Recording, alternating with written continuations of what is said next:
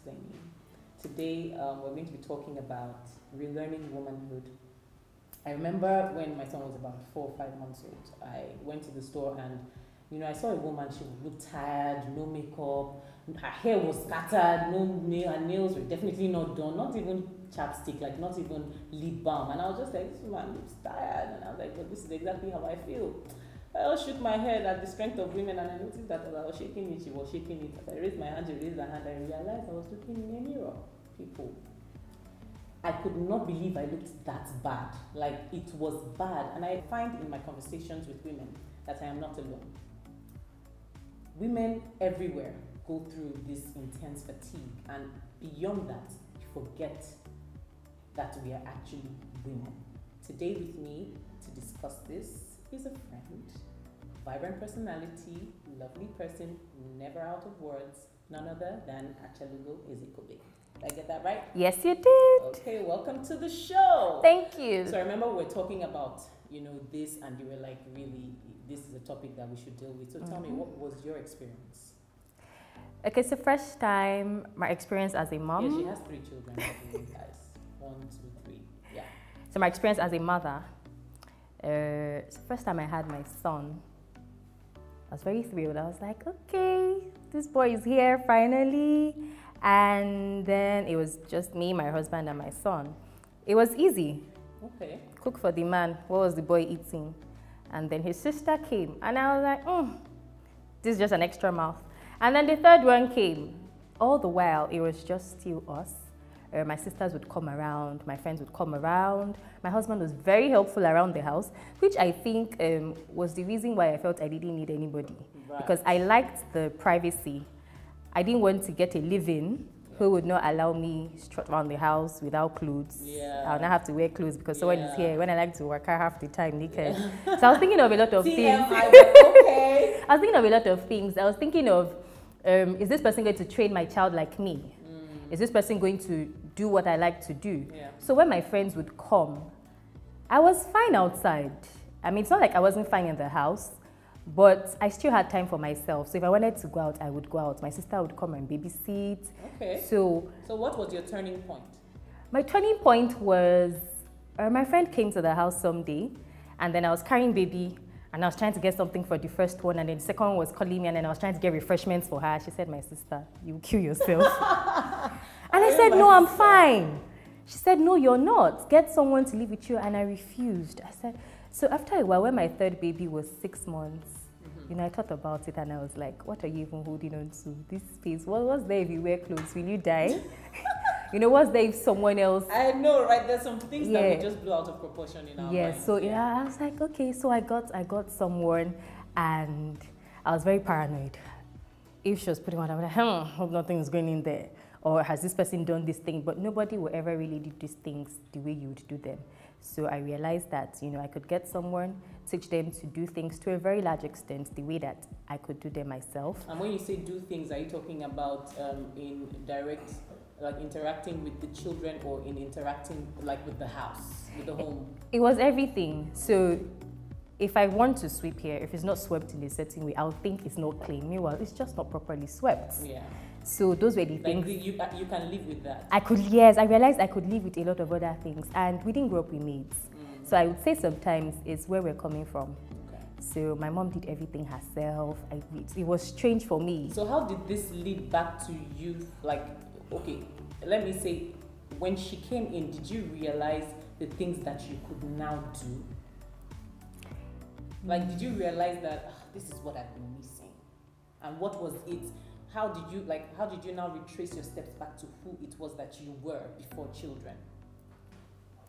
So I realized that I could get more time, because I think I was fooled by still being able to do the things that I didn't really, I won't say I lost anything. I could still go out, I could still go to, so I didn't think I was losing anything. But when she came, it became easier. Right. It was like, okay, if I could sleep at 11 before, or 12, because I was trying to wash clothes, I was trying to cook, I was trying to do, and then I have to sleep at 12. When she came, because she had done some of those things, it was now easier. So you could sleep earlier. Yes, I could sleep earlier, and I was getting a lot more rest. I was looking much better. Much better. So that was... Okay, so what do you think, like how can your spouse help with your journey? Because I realized that a lot of men, not all men, because my husband was hands-on as well with our son, but a lot of men have to work, do you understand? But even at that, I'm sure that there's a way that your spouse can help. So you say, oh, your husband was very helpful. How did he help you? How did he bridge that gap for you so it wasn't so hard to find yourself? I would say that when you say help, there has to be something there first before someone else can help you. So if you haven't worked on yourself and you don't even think that, I should do certain things this way or that way, someone else coming to help you. It will be chaos because there's laid down, there's no structure. There's no structure. And if you have a mindset, if you have that mindset of, okay, like to date, I feel very uncomfortable about someone else cooking for my husband. Right. Because I don't think they would cook it like me. Yeah. And okay, very vain, but I like when I give him food myself and I see he's enjoying and I the see food. yes. I hear you. So for me it's like I don't want anybody else to do this for me. Yeah, I mean I understand where you're coming from, but it's just one of those things. Exactly. You understand that if somebody else is doing it, you'll be like, so okay, not so bad, but it's one of the hang-ups you have, which is equally, yeah. So it has to come from a mindset place first, and then when you've worked on yourself, because sometimes I'm sorry, I'm going to drift away from your question a bit, but I realize that we overwork ourselves out of mental expectations. We think that there's a certain way to be a mother, there's a certain way to be a wife, and until you work on that, every other thing is just going to be like, yeah, and building up on what you just said, there's no certain way. I'll tell you for a fact that nobody knows what they're doing. When the first time you have a child, you don't know what you're doing. You're just doing it because it happens. It's just, okay, there's somebody here, I need to do this, I need to do this. Exactly. I recall when I had my baby and we went to this place and it was really hot, but you know how they wrap babies in that white thing? And this boy was sweating. But they say, oh, you have to cover babies in a certain way. Yes, but I'm like, so that's an excellent analogy. Exactly. So one day, said, these babies feel exactly the way you feel. Are you hot? And I said, yes. She said, so why do you think you need to wrap the baby? Are you wrapped? I remember saying the same thing to a friend of mine. They just had a baby and they had wrapped the baby. The baby had on socks, the baby had on a head warmer, the baby had on mitts, the baby had a full... that traditional white shawl. Full, yes. That one that must be there. And then they wrapped her. And I said, are you a human being? They said, yes. I said, is the baby human? They said, yes. I said, are you hot? They said, yes. I said, and you're not wearing so many clothes. And so, I was like, you have to treat her the way you treat yourself. Especially in the heat. So I realized that people try to impose, there's no right way. There is no right way to be a mother or to be. So those, you have to dress. You have to dress a certain way. You think that see my colored hair now. They're not like, is this mommy like? I hear you. So there are a lot of things, and you now realize that you're living for other people. So the moment you realize that, because sometimes you see some women, oh, I want to wear this, and you ask them, you want to wear it? Yes. You have it. Is your husband fine with you wearing it? Yes. So why can't you wear it? Oh, if I come out, they're going to say, oh, I'm dressed in a certain way.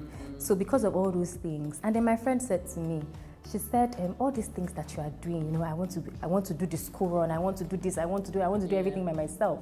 She said it in Igbo. She said, let me say it in Igbo, nobody boasts with suffering.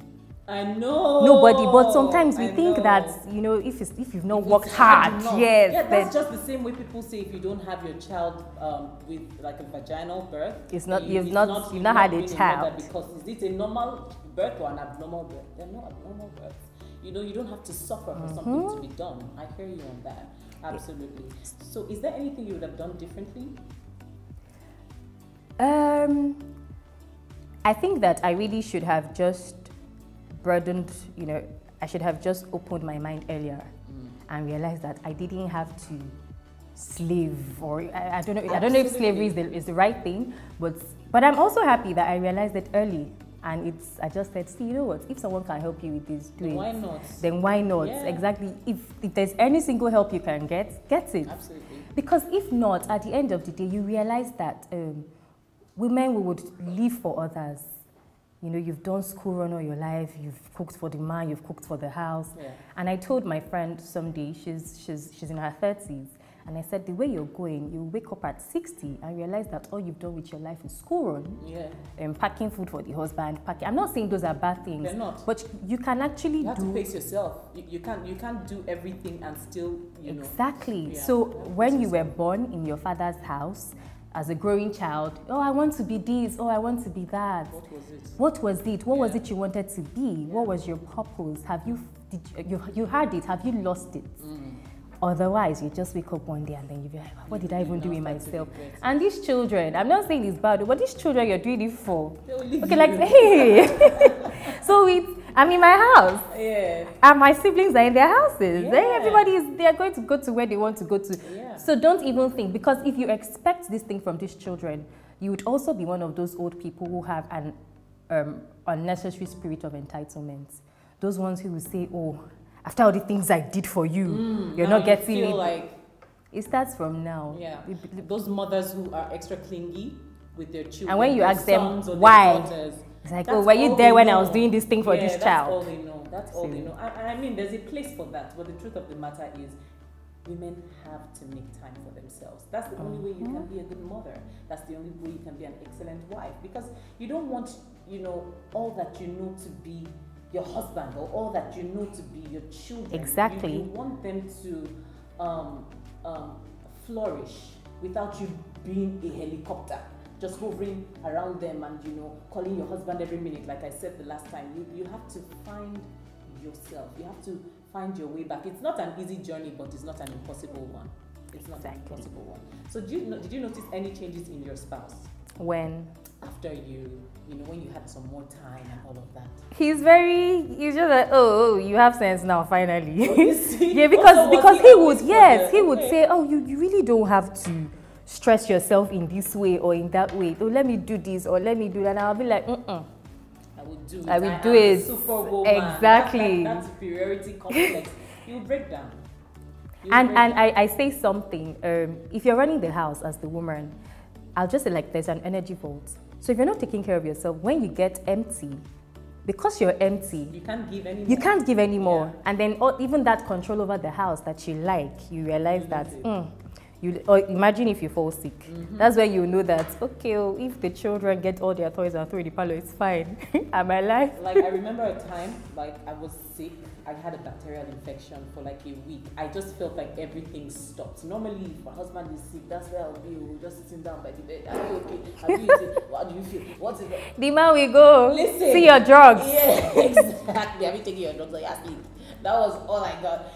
Which is not a bad thing, but the truth of the matter is you need to refill. It's so important as women to refill because, like she said, there is something you have to give.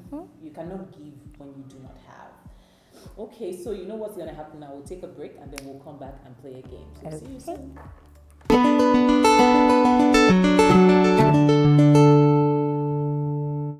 Hi, and welcome back to Women's Planning. So before we left, I said I was going to play a little game with her. Game of questions, really. And we're going to see how many questions she can answer in 60 seconds. There's no winner. Okay. So, I hope it's not one of those spell somethings that I'll now go viral on Instagram because I didn't get it. Oh no. So first question is, we're going to start now, 60 seconds on the clock. So what's your favorite item of clothing? My shoes. Ooh, okay, that was pretty quick. What job would you be terrible at? Nannying other people's children. Why? I mean, that's because I'm fine with my own. Children are your children. Because I'll just follow him. If you stand up from there, you're gone. What's your favorite drink? When I'm out or when I'm in the house? When you're out. When I'm out. Yeah. I like a beer. Okay. Yes. I've never figured I like you a for beer. one would take a beer, but okay, works. If I take any other thing, I'm going to laugh louder than everybody else. Okay, so you can control your beer. I like my beer. Awesome. What's the most annoying habit from other people? Nobody likes zaprocos. Okay, so people busybodies, just okay, so no nosy for Arch, okay? So what songs have you completely memorized? Is there one song? Right now? Okay, because I memorize my songs I like them in phases. Right now. Adekunle Gold's Ire. Okay, Ire. That's all we can take for now. Thank you so much. Is there anything else you'd like to say? To summarily, I would like to say that women should make good use of their support systems. If somebody is willing to help you babysit for it, just go. Like sometimes, I mean, I still have my mom, so if she says, "Oh, I would drop them and I would travel," absolutely, and I would travel with my bobo, I will go, and when we come back, we'll pick them from where we stopped. And so they'll be just fine. And they'll be just fine. You know, so make time for yourself. Sometimes a routine is not good, but sometimes it helps. So I remember when I told myself I would run every morning, no matter what. You know, so it gave me a sense of starting my day. So I would get up in the morning and I would run. So find something that makes you tick, find something that makes you happy. All right, thank you very much. Don't feel guilty for being happy. That's a good one. Don't feel guilty for being happy. Thank you, Ach. And from me, I'll just say find yourself. It's okay to be a woman, a wife, and a mother. You can be all three. That's it from Women's Planning. Bye-bye. Till next time.